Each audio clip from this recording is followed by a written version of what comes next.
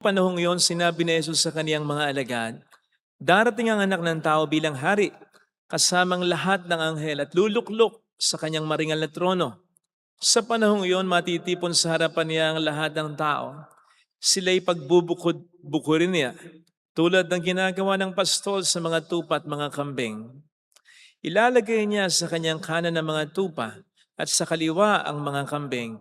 At sasabihin ng hari sa mga nasa kanan, 'Halika kayo, mga pinagpala ng aking ama, pumasok na kayo at manirahan sa kahariang nihanda para sa iyo. Mula pa ng likhain ng sanlibutan, sapagkat ako'y nagutom at inyong pinakain, nauhaw at inyong pinainom. Ako'y isang dayuhan at inyong pinatuloy. Ako'y walang maisuot at inyong pinaramtan, nagkasakit at inyong dilalaw. Ako'y nabilanggo at inyong pinuntahan. Sasagot ang matutuwid, Panginoon, kailan po namin kayo nakitang nagutom at aming pinakain, nauhaw at aming pinainom? Kailan po kayo naging dayuhan at aming pinatuloy? O kayo walang maisuot at aming pinaramtan? At kailan po namin kayo nakitang may sakit o nasa bilangguan at aming dinalaw?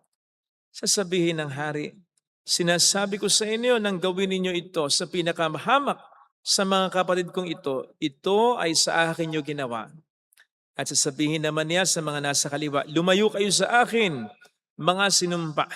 Kayo pasasapoy na di mamamatay na inihanda para sa diablo at sa kanyang mga kampon. Sapagkat ako'y nagutom at hindi nyo pinakain, nauhaw at hindi nyo pinainom. Ako'y naging isang dayuhan at hindi nyo pinatuloy. Ako'y nawala ng maisuot at hindi nyo pinaramtan. Ako'y may sakit at nasa bilangguan at hindi nyo dinalaw. At sasabihin din nila, Panginoon, kailan po namin kayo nakitang nagutom, nauhaw, naging dayuhan, nawala ng maisuot, may sakit o nasa bilangguan at di namin kayo pinaglingkuran? At sasabihin sa kanila ng hari, sinasabi ko sa inyo ng pagkaitan ninyo ng tulong ang pinakahamak sa mga ito, ako ang inyong pinagkaitan. Itataboy ang mga ito sa kaparusahang walang hanggan, ngunit ang mga matuwid ay tatanggap ng buhay na walang hanggan. Mga kapatid, ang mabuting balita ng Panginoon. Pinupuri ka namin, Panginoong Hesukristo. Welcome sa Our Lady of Lasalette Quasay Parish, kung saan ayos lang pong umiyak. Samahan tayo ng mahal na ina sa pag-iyak at sa pagdarasal upang maging maayos ang lahat. Ano nga ba ang makapagliligtas sa atin? Pananampalataya natin o mga mabuting gawa natin? Our faith or our good works? Ano nga ba? Meron po kasi mga nagsasabi yung pananampalataya lang daw natin ang makapagliligtas sa atin sapagkat yan daw ang sinasabi ng banal na kasulatan sa atin. Halimbawa sa Efeso 2:8 hanggang 9 na nagsasabing, dahil sa kagandahang loob ng Diyos, kayo iniligtas sa pamamagitan ng pananampalataya. Ito therefore daw ay bigay ng Diyos at hindi galing sa atin. Hindi dahil sa ating mabubuting gawa. On the other hand, may mga nagsasabi naman na maliligtas tayo dahil sa ating mabubuting gawa. At ang isa sa mga Bible verses na kino-quote nila ay ang ating mabuting balita. Kung saan nga naman sasabihin daw ng ating Panginoon pagdating ng panahon sa kanyang mga nasa kanan o sa mga mapupunta ng kalangitan. Pinakain niyo ako, pinainom niyo ako, dinalaw niyo ako, pinaramtan niyo ako, inalagaan niyo ako. In other words, gumawa kayo ng mabuti sa akin sa pamamagitan ng inyong kapwa-tao. Gayon pa man, kung pag-iisipan po natin na mabuti yung mabuting balita na binasa natin, tama na in-acknowledge ni Kristo ang kanilang mabuting gawa, pero ito pa rin ay bunsod ng pananampalataya.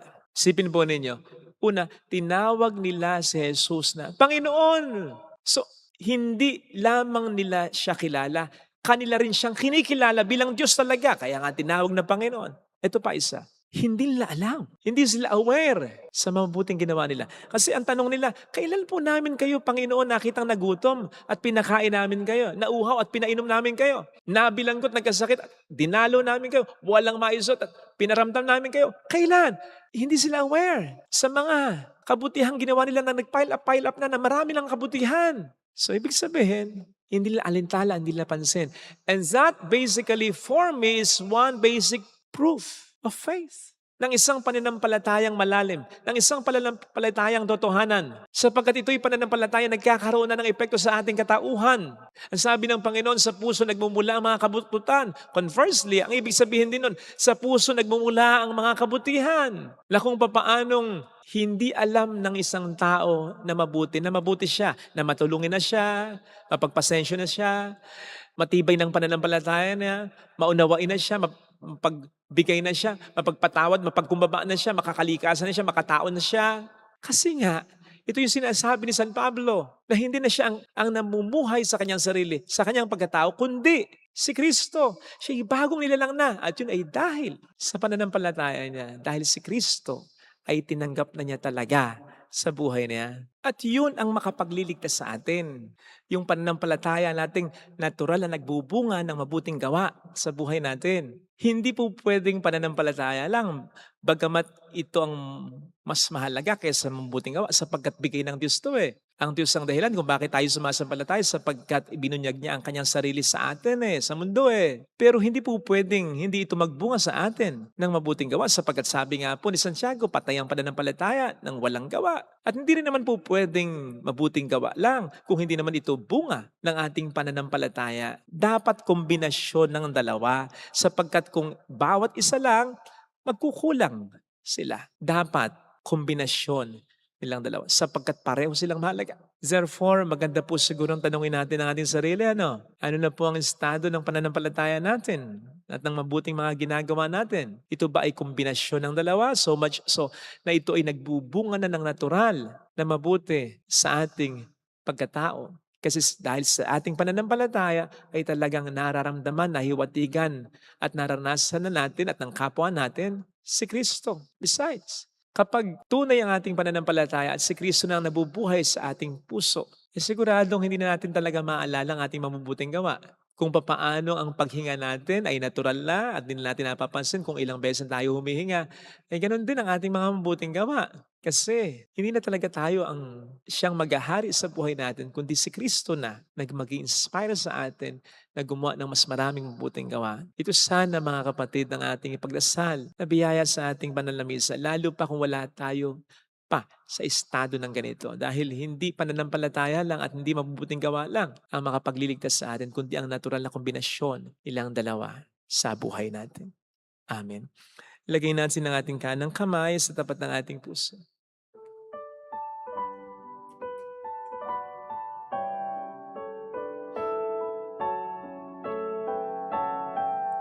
Awitin natin. Alam kong may magagawa ang Diyos.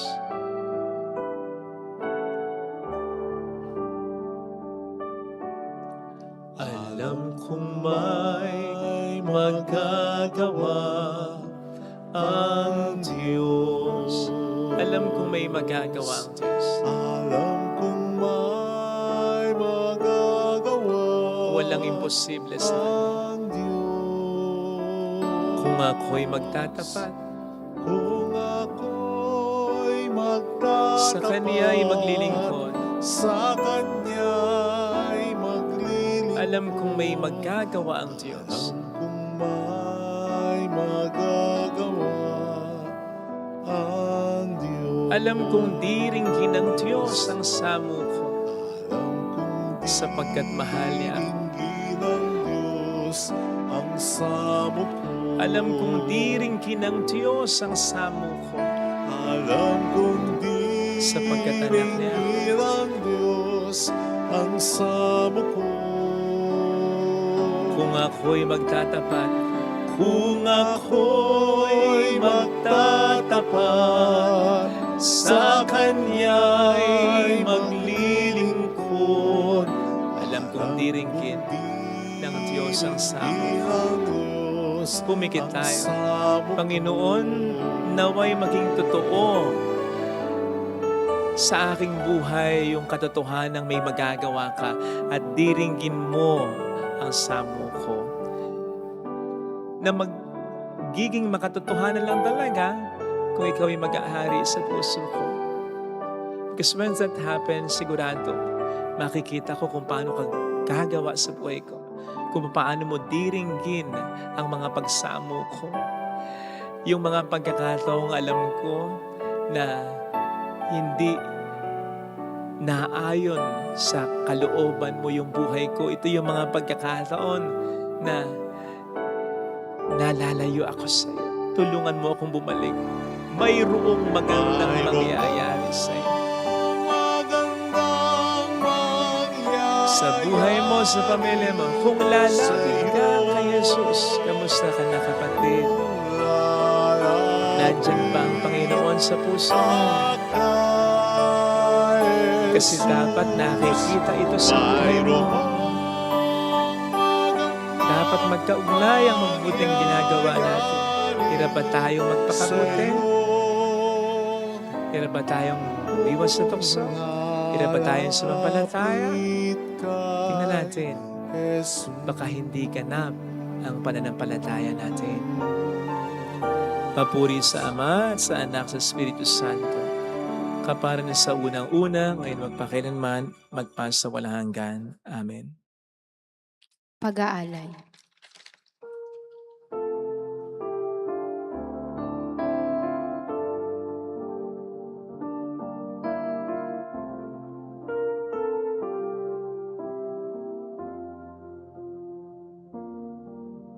Sa'yo, Ama, aming handog ang tinapay at alak na ito, handog ng iyong bayang sumasamo, humihingi ng patawad mo.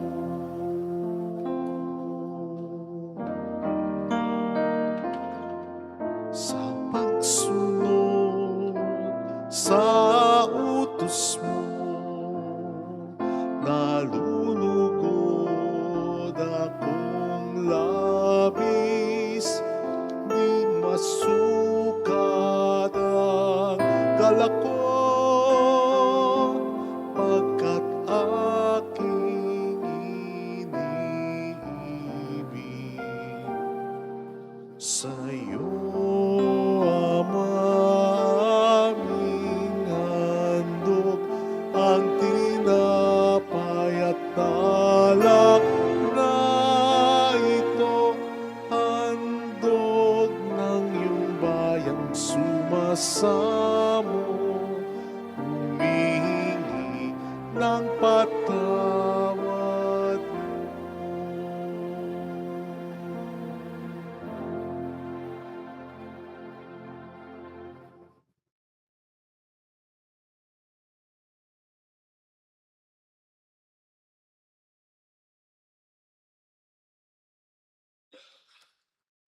Manalangin tayo, pang ating handog ay maging kalugod-lugod sa Diyos namang makapangyarihan. Tanggapin nawa ng Panginoon itong paghahain sa iyong mga kamay, sa kapurihan niya at karangalan, sa ating kapakinabangan at sa buong sambayanan niyang banal.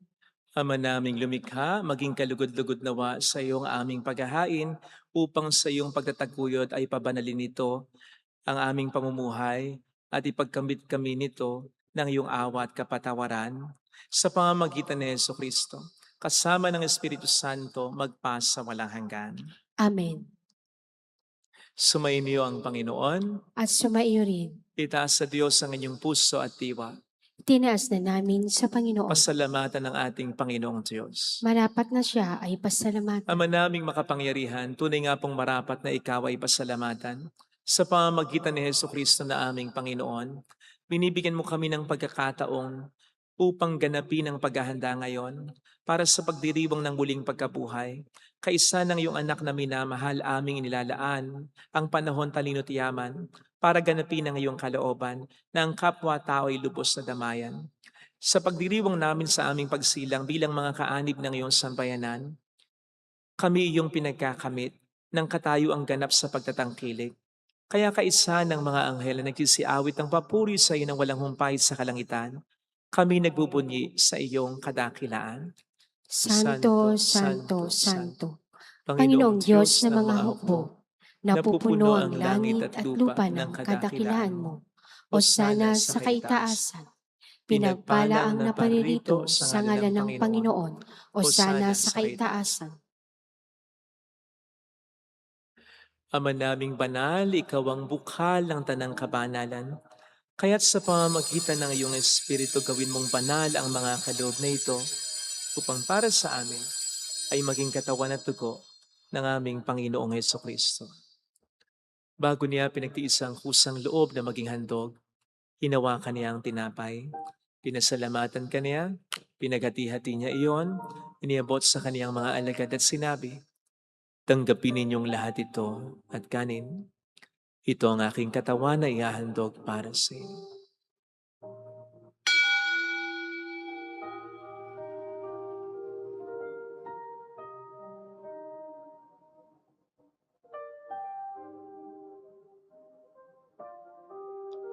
Gayun din naman ang matapos ng hapunan, nawakan niya ang kalis. Muli kaniyang pinasalamatan. Iniabot niya ang kalis sa kaniyang mga alagad at sinabi, "Tanggapin ninyong lahat ito at inumin. Ito ang kalis ng aking dugo ng bago at walang hanggang tipan. Ang aking dugo na ibubuhos para sa inyo at para sa lahat. Sa ikapagkapatawad ng mga kasalanan, gawin niyo ito sa pag-alala sa akin."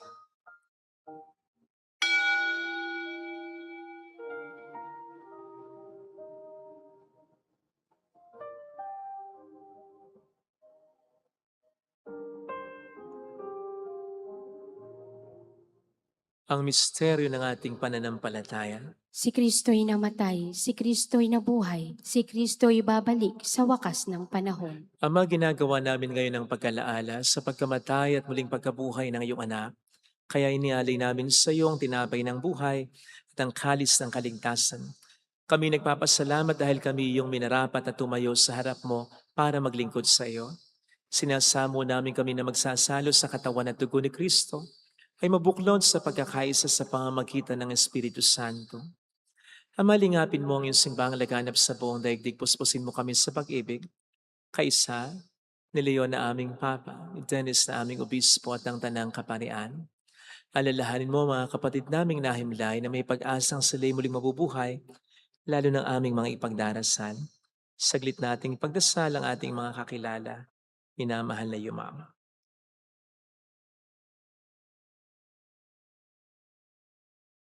Kaawaan mo sila at patuloyin sa iyong kaliwanagan.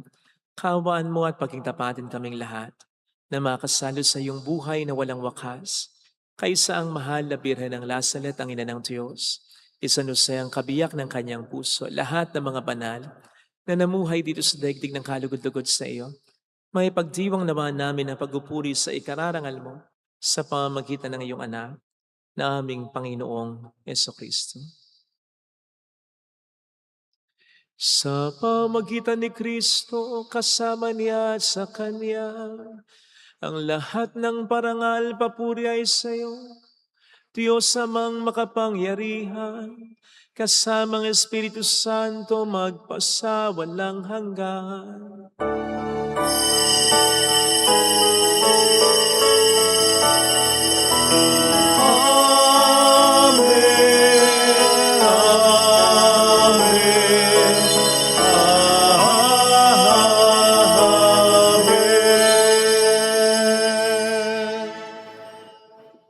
Tumawag tayo sa Ama.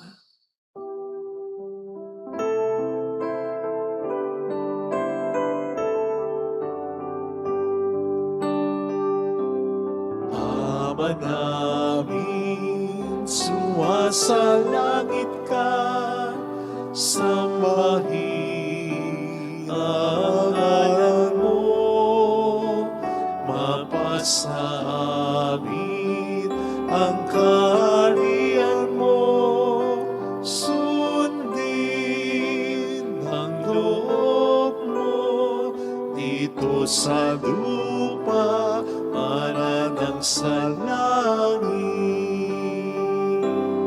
Bigyan mo kami ngayon ng aming kakanin sa araw-araw. At patawarin mo kami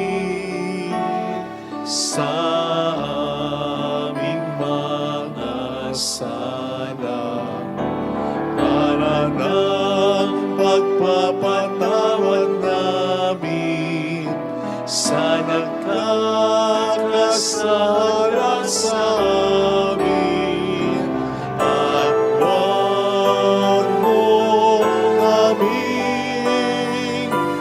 ipahintulot sa tuso, at ihadya mo kami sa lahat ng masama.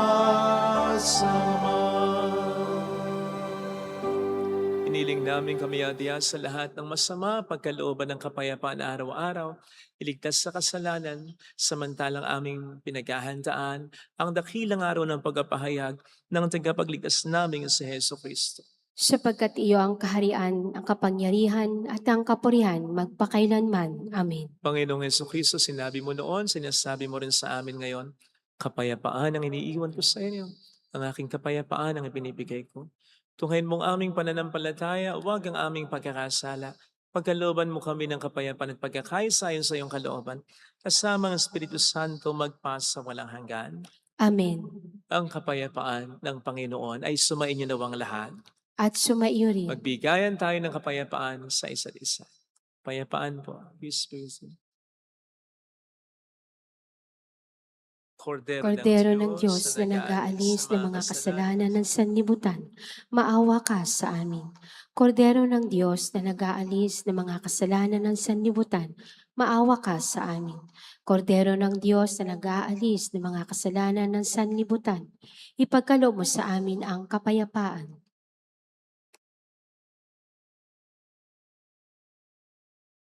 Narito sa harap natin ang Panginoon, ang ating buhay at kaligtasan.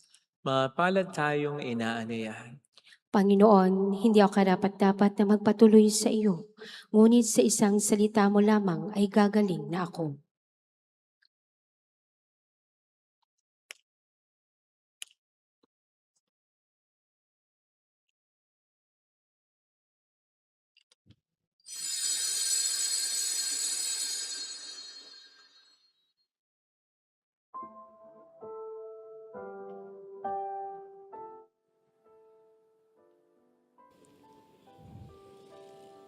Panalangin para sa espiritual na pakikinabang. Panginoong Hesus, ako ay naniniwala na ikaw ay nasa kabanal-banalang sakramento. Iniibig kita ng higit sa lahat at ninanasa kong tanggapin ka sa aking kaluluwa. Sapagkat sa mga sandaling ito, hindi kita matatanggap sa sakramento. Tumuloy ka sa espiritu sa aking puso. Niyayakap kita na parabang naririto ka na. Inaalay ko ng buong buo ang aking sarili sa iyo. Huwag mong hayaang mawalay ako sa iyo. Amen. Pinag-isa ng may kapal sa diwa ng pagmamahal, tayo ngayon'y nagdiriwang. Ang Diyos sa may nananahan, sa may pag-ibig na tunay, kung saan may pagmamahalan, ay naroon ang Diyos. Kung saan manananahan ang pag-ibig, ay naroon ang Diyos. Manalangin tayo. Ama naming mapagmahal, sa aming pag-asalo ngayon sa iyong banal na piking, naway makapakinabang ang buong pagkatao namin upang ang iyong kaligtasang dulot ay aming kamtin at ang kagalingang kaloob mo ay ganap na tamahasayin. Sa pamamagitan ni Heso Kristo kasama ng Espiritu Santo magpasa walang hanggan. Amen. Holy God, Holy Mighty One, Holy Immortal One. Have mercy on us and on the whole world. Holy God, Holy Mighty One, Holy Immortal One. Have mercy on us and on the whole world. Holy God, Holy Mighty One, Holy Ha- Immortal One. Have mercy on us and on the whole world. Jesus, King of Mercy, We trust in you. alalahanin. Alalahanin o mahal na Birhen ng Lazaret, ina ng pag-asa. Ikaw ang nagpapaalala sa aming magbalik loob sa Ama. Ito ang nagpapatunay na ang kagandahang loob mo'y nananatiling busilak. Sa pag-aaruga mo sa amin, tungkulin mo'y tinupad. Sa paanan ni Kristo'y itinuring mo kami, mga tunay mong anak. Kaya ninanais mong ni isa'y huwag mapahamak. Maging sa iyo walang tigil na pananalangin, pati luhay pumatak.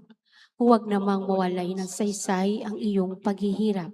Hiling nawa namin sa iyo o aming inang liyag, na matapos ang pakikibaka namin sa mundong ito, sa pananatili naming tapat kay Kristo, sa kapurihan mo'y makibahagi kaming ganap, upang kung nasaan ka ngayon ay maparoon din kaming lahat, at ang kaganapan ng kaluwalhatian ng Diyos sa may tuluyang matupad.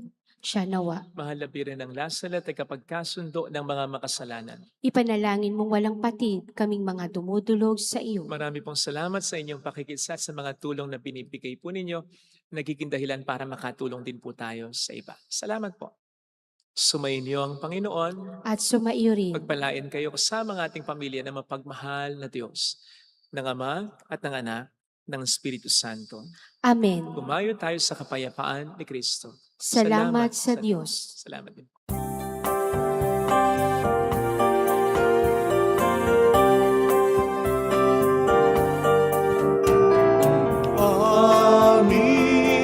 Amin. Inilaalay ang pag-ibig na walang kapantay. O kay sarap mabuhay kung may nagmamahal, pagmamahal na tunay at laging dahisan. Ang Birhen kong umibig ay walang sintamis, pagsintang sa taginis sa iyo hanggang langit. O Birhen, Birheng mahal, sa awit at sa dasal